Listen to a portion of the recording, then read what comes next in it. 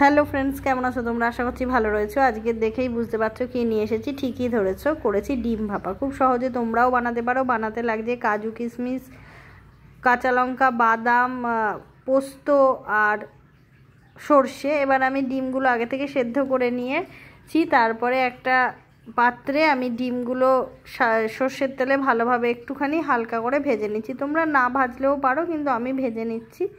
দেখো, আর যে মশলাগুলো তোমাদেরকে দেখালাম ওগুলো কিন্তু আমি মিক্সিতে পেস্ট করে নেব। তোমরা কিন্তু চাইলে শিলেও করে নিতে পারো। ভিডিও ভালো লাগলে লাইক শেয়ার একটু করে দিও বন্ধুরা। কথা বলতে বলতে দেখো পেস্টও হয়ে গেছে। এবার আমি একটা টিফিন বাক্স নিয়েছি, তাতে ওই পেস্টগুলো দিয়ে দিয়েছি। দিয়ে আমি কাঁচা লঙ্কা দিয়ে দিলাম। তাতে আমি দিয়ে দিচ্ছি সামান্য পরিমাণ হলুদ।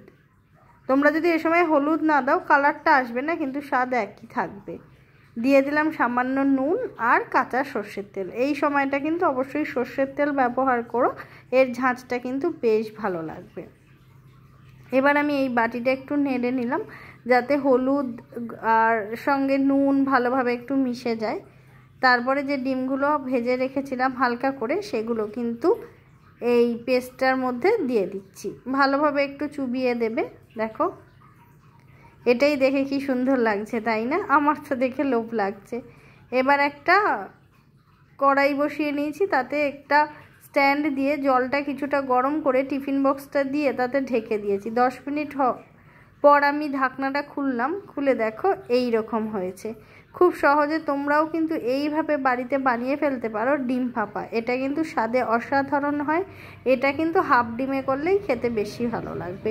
গরম ভাত কিংবা পোলাওয়ের সঙ্গে এই ডিম ভাপা কিন্তু খেতে দারুণ লাগে। ভিডিও ভালো লাগলে লাইক শেয়ার সাবস্ক্রাইব কমেন্ট করে একটু পাশে থাকো। আর যারা ফেসবুক থেকে দেখছো অবশ্যই একটু ফলো করে দিও।